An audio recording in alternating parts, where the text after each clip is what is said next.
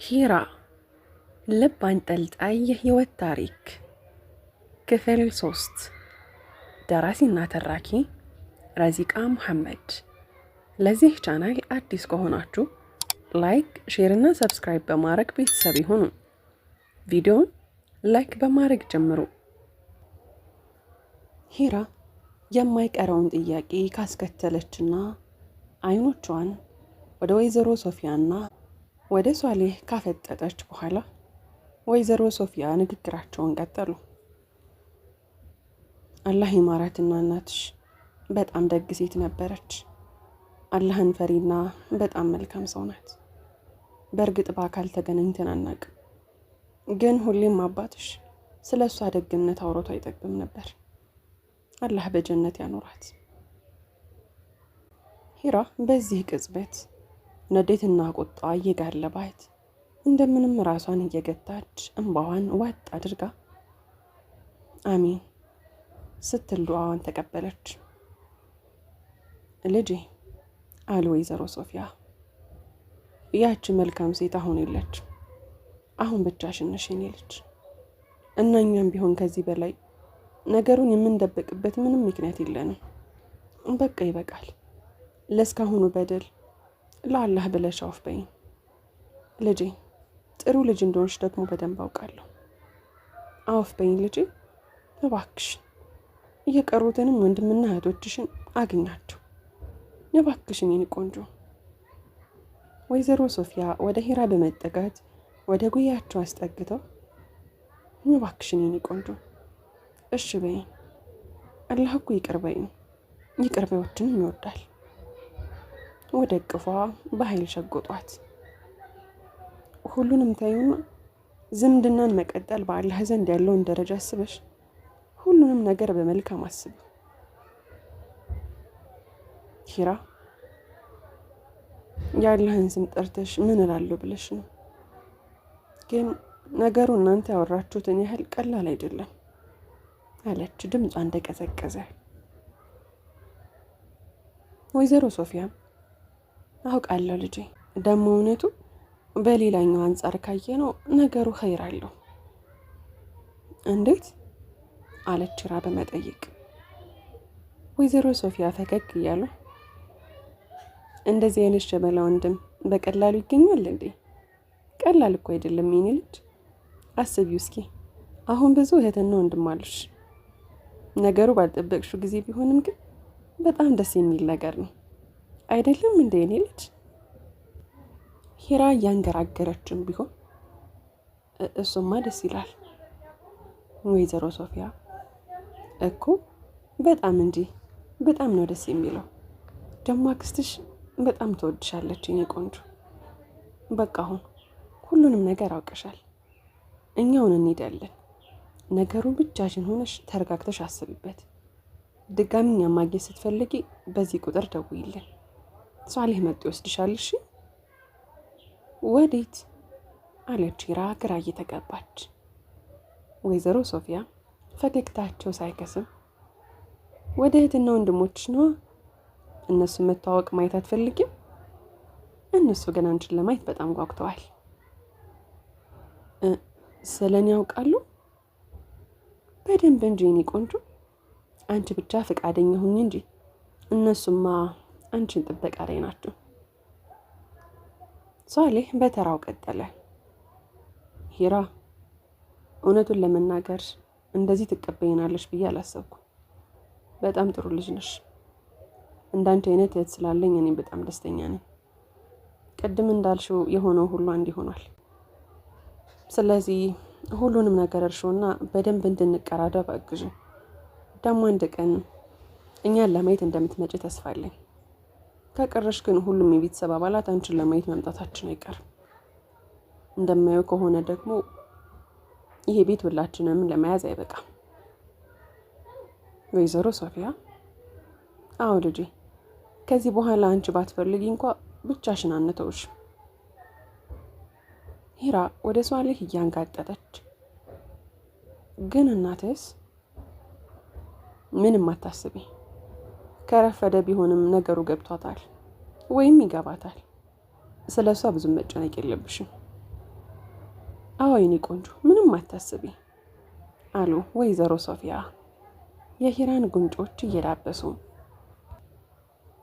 ሂራ በነገሩ በጣም ተገርማለች። ይህንን ጉዳይ ለብቻዋ መያዝም አላስቻላትም። የተፈጠረውን ነገር ሁሉ ለፌርዲ ያጫወተቻት። ፌርዲም እንዲህ ስትል ተቀበለችው። ወይ ጉድ! አሁን ይህን ማን ያምናል? በአላህ በጣም እኮ ነው የሚገርመው። ብቸኛዋ ሂራ በስተመጨረሻ 5 እህትና ወንድሞች እንዳሏት አረጋግጥ። 5 ጣቶቿን ወደ ሂራ አይኖች እያስጠጋች። ፌርዲ እኔ እየቀለድኩኝ አይደለም። ደግሞ እንዳልሽ ብቸኛ አልነበርኩ። እስከማውቀው ድረስ ፊርዶስ የምትባል እህት ነበረች። የውሸት አኮረፈች። ስለዚህ ከኔ ጋር 6 ሆነን ማለት ነው። ግን ስሚ፣ ማናቸውም ቢሆን ከኔ ይበልጡም። እሺ? አዎ እነሱ የአባትሽ ልጆች ናቸው።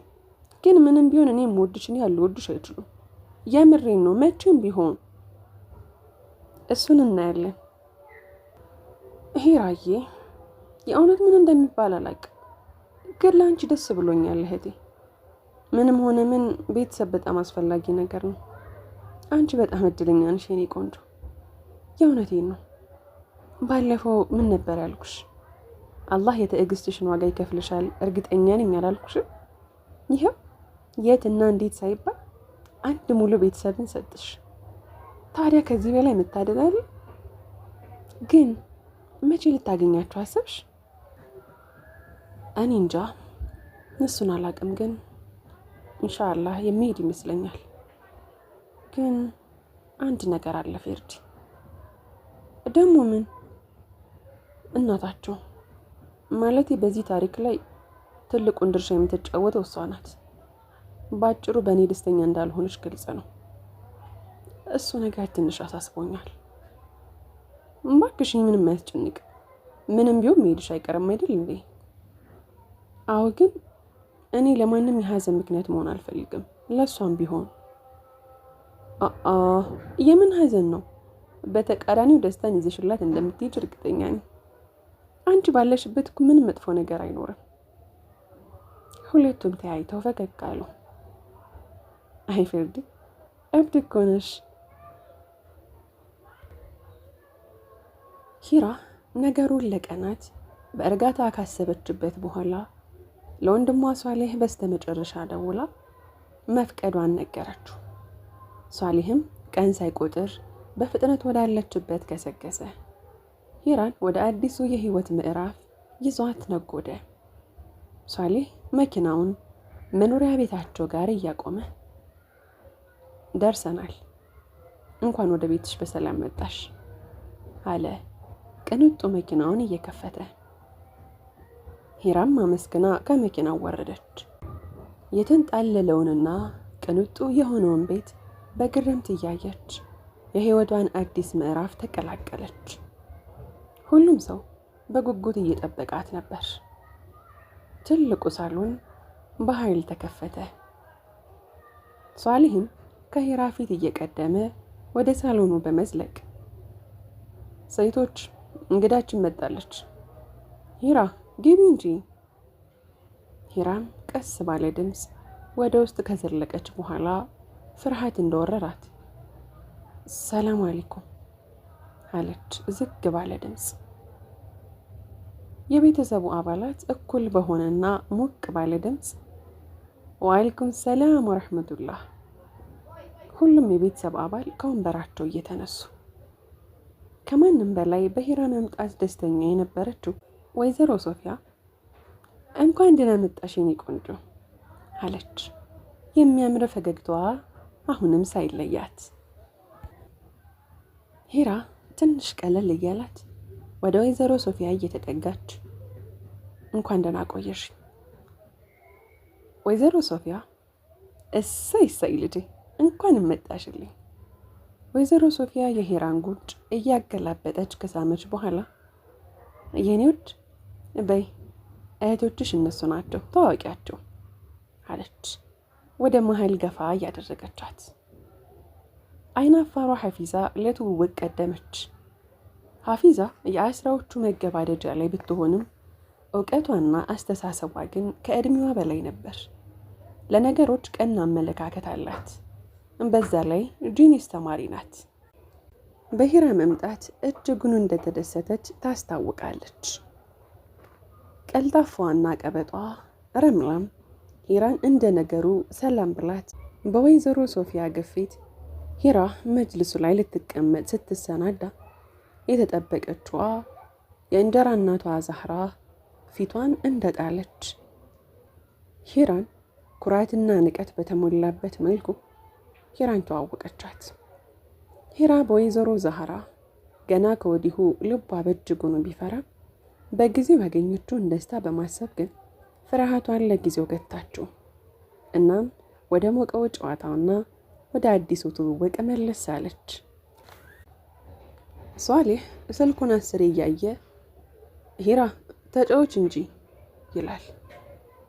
እሺ የተጫወትኩ ነው።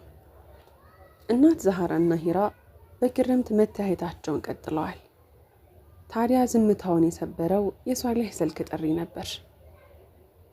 ሄሎ፣ ዋልኩም ሰላም በሽሪ። አሎ አልሐምዱሊላህ፣ አንተ እንዴት ነህ? አለሁ። አዎ እንዴታ? አረ በደንብ። አዎ ያውን ፍጥነቱ ከድሮ እጥፍ ነው። እውነት ለአንተ እሱ ነው የሚሻለ? አረ በጣም አሪፍ ነው። እኔ ጋርም አለ። እንዴ ማን ያለው? ከድር። እሱ የባለፈውን ስላላየው ነው በሽሪ። አረ አታስብ ሀቢቢ፣ አንተ እኮ ደንበኛ ነህ። ላንተማ ምርጡን ዕቃ ነው እንጂ በሽሪ። በል አሁን የቤተሰብ ፕሮግራም ስላለኝ ነው። ነገ ኢንሻአላህ መጥተህ ትወስዳለህ እኔ ባለሁበት። እሺ እንደዛ ነው። አታስብ በቃ እሺ፣ መልሼ ልደውልልህ። ሷሊህ ስልኩን ዘግቶ ሂራ ከፈቀድሽልኝ አንዴ ስራ ቦታ ድረስ ብዬ ልምጣ ብሎ ጠየቃት። አረ ችግር የለውም መሄድ ትችላለህ። እናት ዛህራ እንዴ ሷሊህ ምን እያደረክ ነው? እንግዳ አስቀምጠ ወዴት ነው የምትሄደው? አለች። ሷሊህም አልቆይም እማዬ፣ ደግሞ ሂራ ፈቅዳልኛለች። በሉ ቻው፣ ቶሎ ለመመለስ እሞክራለሁ። እናት ዛህራ ተናደደች። ወይ ጉድ፣ ምን አይነት ነገር ነው? አሁን ይህንን ምን ይሉታል?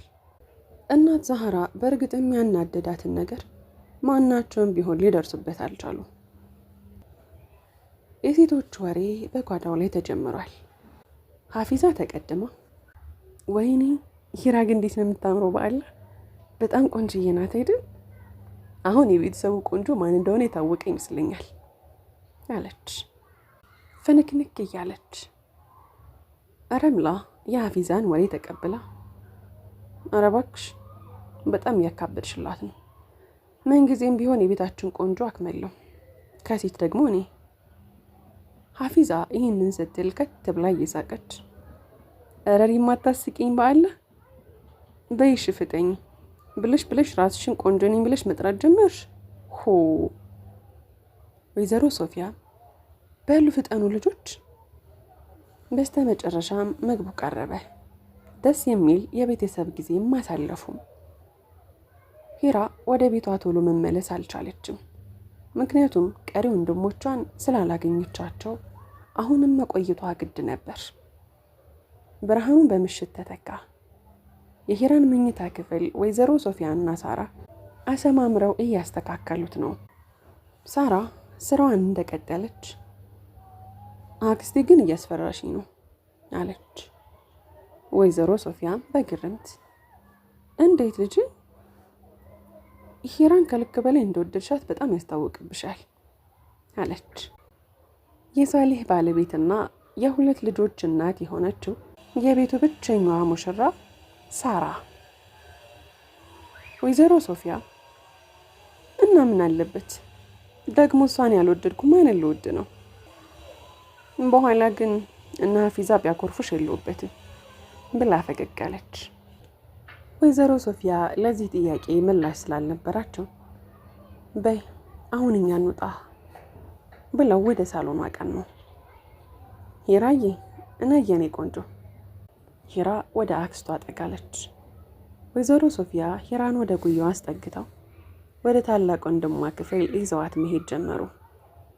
ቤቱ ትልቅ በመሆኑ ከአንደኛው ክፍል ወደ ሌላኛው ክፍል ለመሄድ ትንሽ የእግር ጉልበትን ይጠይቃል። ወይዘሮ ሶፊያም የአክመል ክፍል እንደደረሱ አሁን ታላቅ ወንድምሽን የምትተዋወቂበት ጊዜ ነው። የአክመል በር ተከፈተ። አክመል ከባድ እንቅልፍ ላይ ነበር። ሂራ የአክመልን ፊት ባየች ጊዜ ግራ መጋባትና ደስታ ተሰማት። ግራ ያጋባት ነገር ከአክመል አጠገብ የተቀመጠውን ዊልቸር ስላየች ነበር። ደስታዋስ ምን ይሆን? ከራሷ ጋር ማውራት ጀመረች። ያ ረቢ፣ የአንዳንድ ሰው ኢማን ፊቱ ላይ ይነበባል የሚባለው ለካ እውነት ነው። ፊቶቹ በኢማን ብርሃን እንደተሞሉ ያስታውቃል። ከራሷ ጋር አንሾካሾከች። ወይዘሮ ሶፊያ የአክመልን መተኛት እያስተዋሉ ውይ ልጄ እስካሁን እንደተኛ ነው። ሂራዬ አክመል ማለት እሱ ነው። የሷሌህ ታናሽ ነው። እኔማ እኮ የነቃ መስሎኝ ነበር። አይ አክስቴ ግን ምን ሆኖ ነው? ማለት የምን አጋጥሞት ነው አለች ዊልቸሩን ትኩር ብላ እያየች። ወይዘሮ ሶፊያ ለመልሱ እየዘገዩ ልጄ ያለበት ሁኔታ ጥሩ አይደለም። ስለ ሁሉም ነገር ራሱ ያጫውትሻል። እሺ አሁን በቃ እንረብሸው እንሄድ። ነይ በይ ውዴ ክፍልሽን ላሳይሽ። አማርም እስካሁን አልተመለሰም። እንደው ምን ይሻለዋል? እዚህ ቤት ያሉት ልጆች እኔ መስማት አቆመዋል። በይ ውዴ ወደ ክፍልሽ ግቢ። ወይዘሮ ሶፊያና ሂራ ወደ አዲሱ የሂራ ክፍል ተያይዘው ዘለቁ። ሂራ ክፍሏን ለደቂቃ ቃኘችው። በጣም እንደወደደችው ታስታውቃለች። ልጄ ክፍልሽን እንዴት አገኘሽው? ጥሩ ነው አይደል? ወደሽዋል? እውነቱን ንገሪኝ። አዎ በጣም ቆንጆ ነው አክስቴ። እና ልጄ አሁን ተረጋጋሽ? ወንድምና እህቶችሽን በስተመጨረሻ አገኘሽ አይደል? አሁንስ ትንሽም ቢሆን ደስ አላለሽም? በጣም ደስ ብሎኛል አክስቴ። ሁሉም ነገር ከጠበቅኩት በላይ ነው። ማለቴ እኔ እህትና ወንድም ሲኖርሽ ያለውን ስሜት ምን አይነት እንደሆነ አላውቀውም ነበር። አሁን ግን ታሪክ ሆኗል። አልሐምዱሊላህ። ጎሽ የኔ ቆንጆ፣ የኔ ውድ ነይ እስኪ አጠገቤ። አንቺ በጣም ጥሩ ልብ ያለሽ ልጅ ነሽ።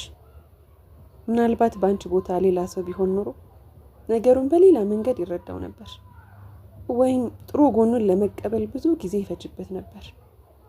አንቺ ግን ልብሽ መልካም ነው። ሁሉንም ነገር በቶሎ ነው የተቀበልሽው። ደግሞ አይተሻል። ሁሉም ሰው አንቺ በመምጣትሽ በጣም ደስተኛ ነው። እውነቴን ነው። ሁሉም ሰው በአንቺ ደስተኛ ነው። ዛህራም ቢሆን ስሜቷን በግልጽ ስለማትናገር እንጂ እሷም ደስ ብሏታል። እሺ ልጄ፣ ተስፋ አድርጋለሁ አክስቴ። ወይዘሮ ሶፊያ በስተመጨረሻም የሂራን ግንባር እየሳሙ የኔ ቆንጆ ልጅ አላህ ያሰብሽውን ያሳካልሽ፣ በረካ ሁኚ። አሚን። በይ ደህና ደሪልኝ ነው። በወሬ አልያዝሽ፣ አረፍ በይ። ቢጃማ ውስጥ ላይ ያለልሽ። እሺ እሺ፣ አመሰግናለሁ አክስቴ።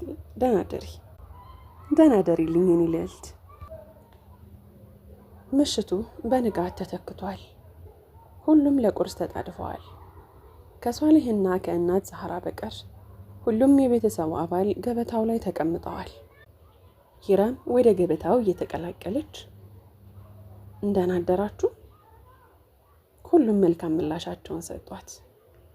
ወይዘሮ ሶፊያ ደህና አደርሽ የኔ ቆንጆ፣ እየጠበቅንሽ ነበር። እንዴት ነው መኝታው? ተመቸሽ? ጥሩ እንቅልፍ ተኛሽ? አክስቴ ጥሩ ሌሊት ነበር አልሐምዱሊላህ። ጎሽ ልጆች እናታችሁን አልቀሰቀሳችኋትም እንዴ? አለች ወይዘሮ ሶፊያ ወደ እነ ሀፊዛ ትኩር ብላ። ረምላ ተቀድማ አይ ነቅታለች አክስቴ፣ ግን ለቁርስ አልመጣም ብላለች። ወይዘሮ ሶፊያም ፊታቸው ክስም እያለ በሉ ብሉ ሂራዬ፣ አንቺም እየበላሽ። እሺ። አማርም ወደ ገበታው ቀረበ።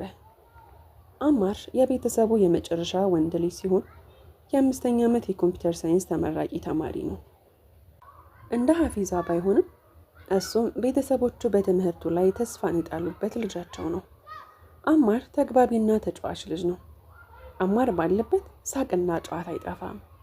ሆኖም ግን ሰሞኑን ከወትሮ በተለየ ያልተለመደ ባህሪን በማሳየቱ ቤተሰቡን አሳስቦታል። ዝምታ ማብዛቱና በትንሹም በትልቁም መበሳጨቱ የሆነ ነገር እንዳጋጠመው በግልጽ ያስታውቅበታል። ግን የሆነውን ነገር ለማንም አልተናገረም። ያጋጠመውስ ምን ይሆን? እንዴት አደራችሁ አለ ቀስ ባለ ድምፅ። በጣም እንደራበው ያስታውቃል። የሂራን መኖር አላስተዋለውም ነበርና ፈጠን ብሎ መመገብ ጀመረ። ወይዘሮ ሶፊያ በተሰላቸ አንደበት እሺ በስተመጨረሻ መጣው ጎረምሳው። አማርም እና የት ሄዳለሁ ብለሽ ነው አክስቴ? ወይዘሮ ሶፊያ አማሽ ምን እየሆንክ ነው? መጀመሪያ እህትን በስርዓቱ ተወቃት እንጂ ትላንትና ለመምጣት ሳያንስ ደግሞ አሁንም ዝም ትላለህ? አማር ደንገጥ ብሎ አካባቢውን ቃኘ። ኦ በጣም ይቅርታ አክስቴ፣ እውነት ቸኩዬ ስለነበረ ነው እንጂ አንቺ ነሽ አዲሷ እህታችን አለ ጣቶቹን ወደ ሂራ እየጠቆመ። ሂራ ፈገግ እያለች ራሷን በአዎንታ ነቀነቀች። ውድና የተከበራችሁ የምስኪ ዩቲዩብ ቻናል ተከታታዮች ሂራ ክፍል 4 ይቀጥላል። ታሪኩን ከወደዳችሁት ላይክ፣ ሼር፣ ሰብስክራይብ ማድረጋችሁን እንዳትረሱ። በቀጣዩ ክፍል እስከምንገናኝ ድረስ በያላችሁበት ቀንና ሌላችሁ ሸጋ ይሁንልኝ።